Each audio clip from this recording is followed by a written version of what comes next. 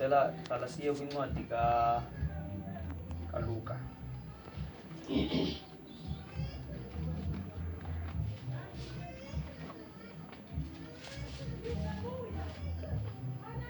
Chapter 23. Amen. Nkosi. Cela sivale namehlo wethu.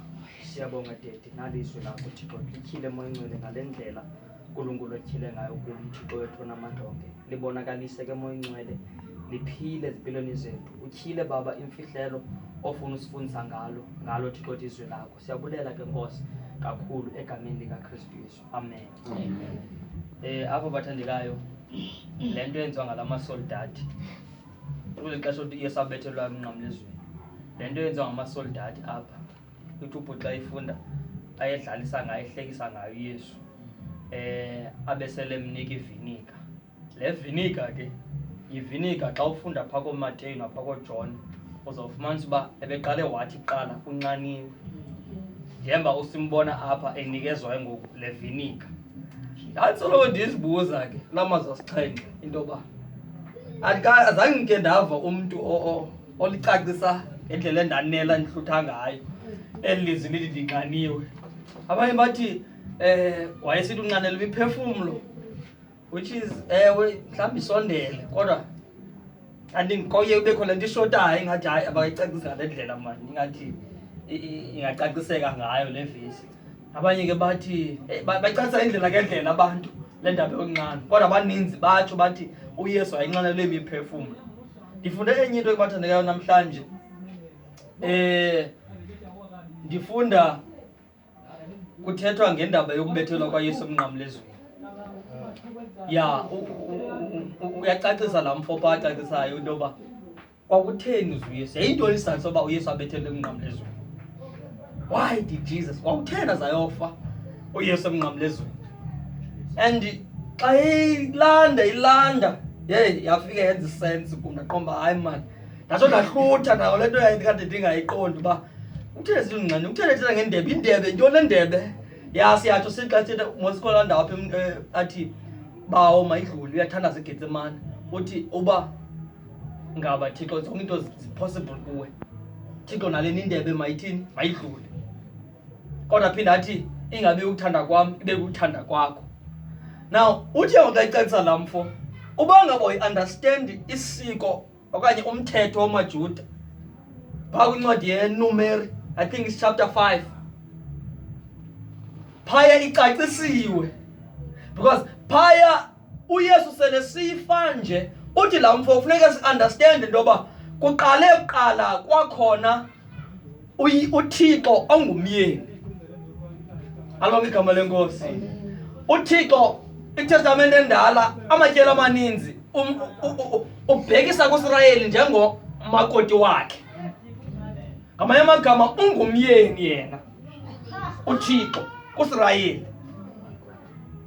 Now njengoba engumyeni nje uIsrayeli xa uyifunda iBhayibhile ubuya ufunda abaprofeti ufunda nabo bonke abaprofeti nabo bonke abagcotshwa bakaThixo. Amatyelo amaninzi noEliya ubabona umyalezo wabo ikubuyisela amaSirayeli ayephambuka endleleni kaThixo ewabuyisela kwicovenant okanye mandithi kule nto kuthiwa ngumnqophiso womtshato. Because the time uThixo bakhupha eyiphutha ebadlulisa ebadlula kwintaba yaseSinayi khona phaa entabeni yaseSinayi uThixo wenza umnqophiso nabo.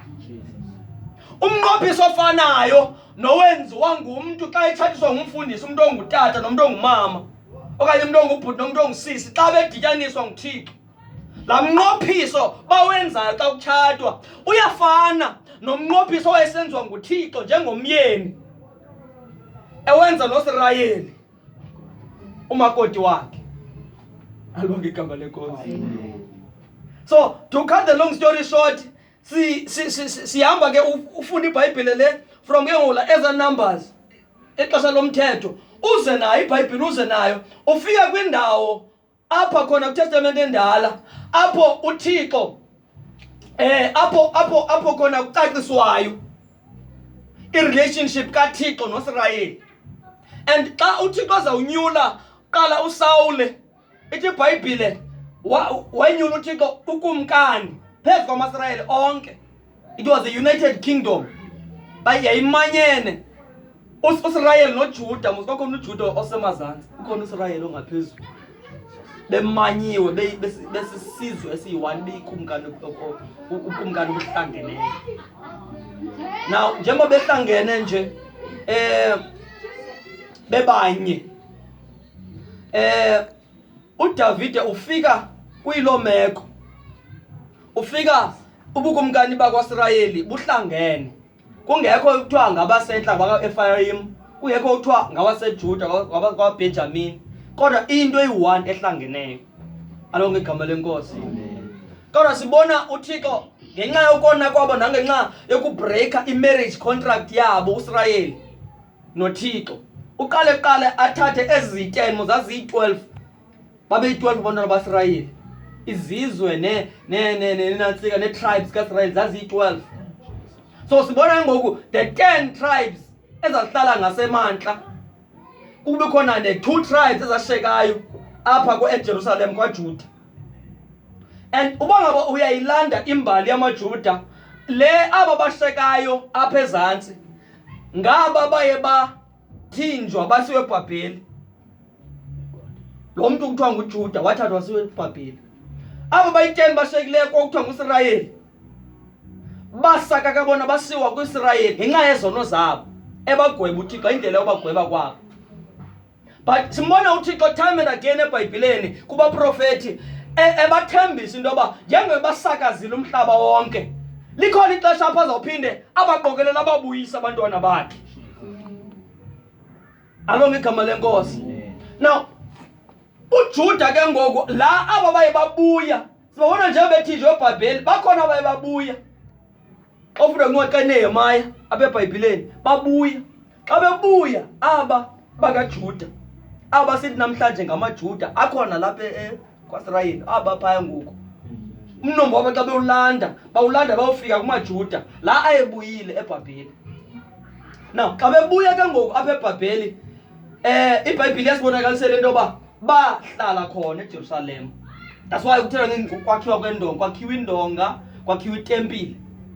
Lesiyibonayo xa sifunda iTestament entsha, uYesu wayishumayela kuyo, efundisa kuyo itempile. Alonke igama lenkosi. Now njengoba ke ngoku kukhona aba bakwaJuda, aba bekhona, aba nabaFarisi, kavothelwa ngabaFarisi, sithetha ngabaSadusi, bonke aba bakwaJuda yayingamaJuda lawo, izinkokheli zakwaJuda ezo. So ezankokheli zakwaJuda, uJuda ngela xesha from ixesha likaKristu ukuzothi gangoku ngabo bona babesebeqhubeleka bewubambile umthetho kaThixo. But aba bayi-10 inhlanga ezi, uSirayeli lo wayehlala ngasentla, 10 nations zasakaka. Ekusakeni kwazo ke zaxubana nenhlanga. So iBhayibhile uyayixelisa la mfuba xa ithetha iBhayibhile ngenhlanga apha ithetha ngabo basakakayo bakaSirayeli. Abeze sithi into yoba ke ngoku thina xa sifika thina sisindiswa uTestament entsha, sisindiswa thina sifakwe njengaba, sidityaniswa naba balahlekayo bazi-10 tribes, singena lapho thina.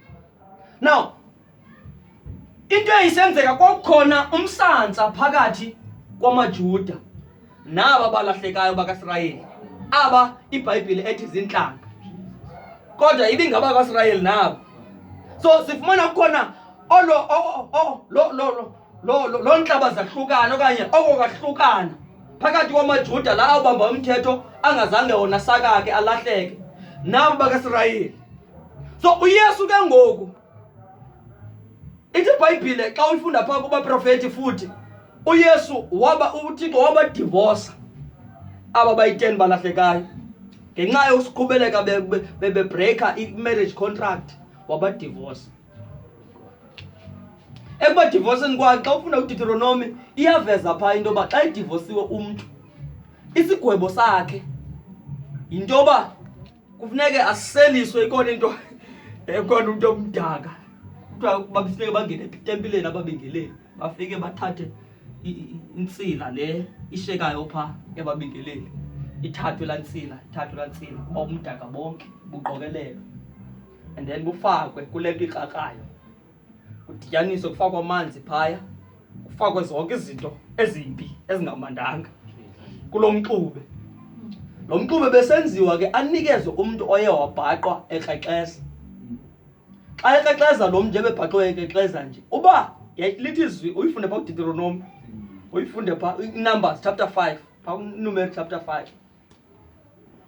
uthiwa uba ngaba uye wayisela lo mxube masithi mhlawumbe nceku ubhaqwe nonkosikazi wakho okanye mandithi ubhaqiwe nalo sisi ubukrexeza naye ukrexeza njengoba ubhaqwe nje nalo sisi ukrexeza naye into eyisenziwa umbingeleli usiwe pha kubabingeleli etempileni.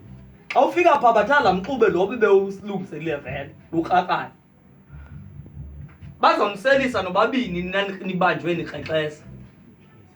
Now uba kwenzekile uba kuye kwathi kanti wena uyaphika uthi hayi mhlawumbi alikwenzekanga nto mna phakathi kwam nalo sisi nalo sisi uyaphika uba akwenzekanga nto phakathi kwam nalo bhuti bekuye kufuneke niseliswe nobabini lo mxube le ntsila. Xa nisenziwa le ntsila okanye lo mxube uba ngaba nyhana niyenzanga le nto akho nto izawukwenzeka kodwa mhlawumbi uzawusela nje phinde uyochama mhlawumbi kube right ungabi nanto. But uba ngaba uthe la mxube uba ngaba uye niyenze nyhani le nto la mxube uzawufika apha onakalisa isisu esiqala. Xa sonakalisa isisu sizodumba ekudumbeni kwasisisu apha ithanga eli lakho likrazuke sejobe esilonda njalo ithoyi ithanga eli lakho likrazuke. So then once kwenzeke zonke ezo zinto bazawuyazi uba utheni ukrexezile. Alo igama lenkosi. Masiye ngoku apha emnqamlezweni apho siye kule ndawo sikhona uba utheni sizawuthi funeke ndizinika wonke lo mlando ubhorayo. Siya apho kule ndawo bethelwe kuyo uKristu uthe ngokayicacisa laa mntu. Now njengoba ke ngoku uThixo wayengumyeni etshate noSirayeli betshatile time and again siyamve sithi ndibadivosile. Ekumdivoseni kwakhe ipenalty okanye isehlwayo bekunyanzelekile lo adivosiweyo asele ntoni la mxube azawumenzakalisa because wenze ibisono esibi ukrexeza ngela xesha.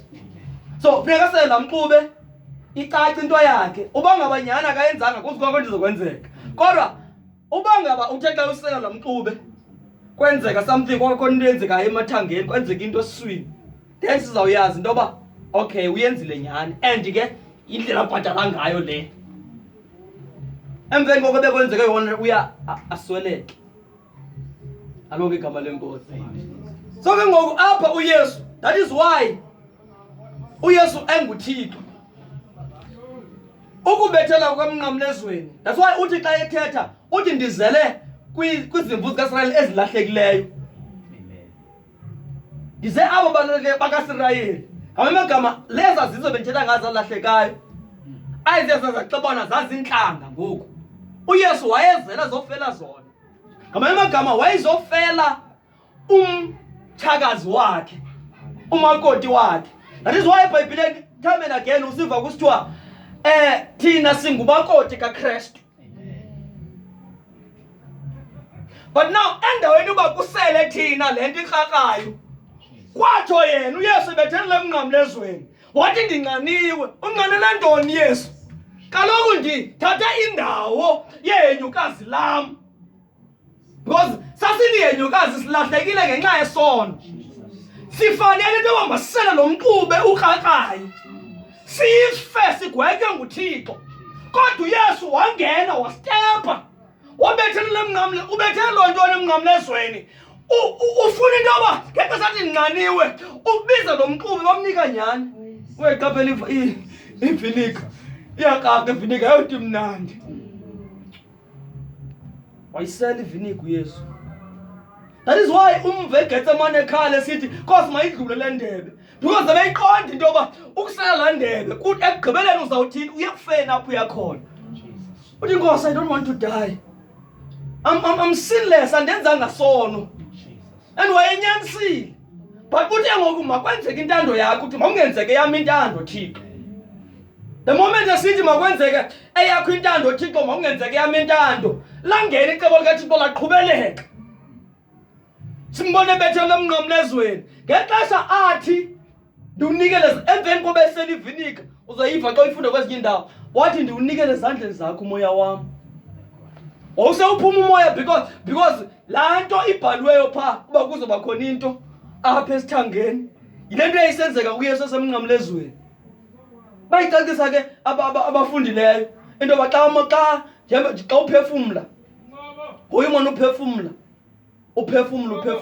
apha yintoni imiphunga le, ya imiphunga kufuneka kube khona amanzi akhona, and xa uye wabethelwa emnqamlezweni lawo manzi aya amanzi la ebefana uba uyowachama ayasuka ungawachami azapha imiphungeni, afike ngoku ayisinde imiphunga le. Xa ngoye isinde imiphunga la weight iyasuka iyeswini. As a result bayatsho into yoba ngexesha bethelwa uyesu emnqamlezweni ayafika isisu sakhe sasikhulu, njengoba iBhayibhile isitsho ithi odle osele laa nto iselwayo uzoba nesisu esikhulu abe senasemathangeni akhe. Le nto yenzeka kuyesu ke ngexesha athi ndiwunikele ezandleni zakho, kungeli xesha kufika ixesha loba umgwebo kaThixo lo ebefamba ugweba iyenyukazi eli lona xexezileyo usithi uSirayeli kusithi thina bezilahlekile, thina besizintlanga, wahlala kuye uYesu.